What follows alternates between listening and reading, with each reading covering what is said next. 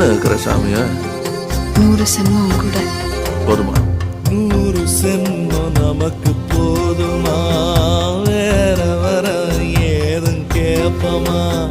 சகாவரம்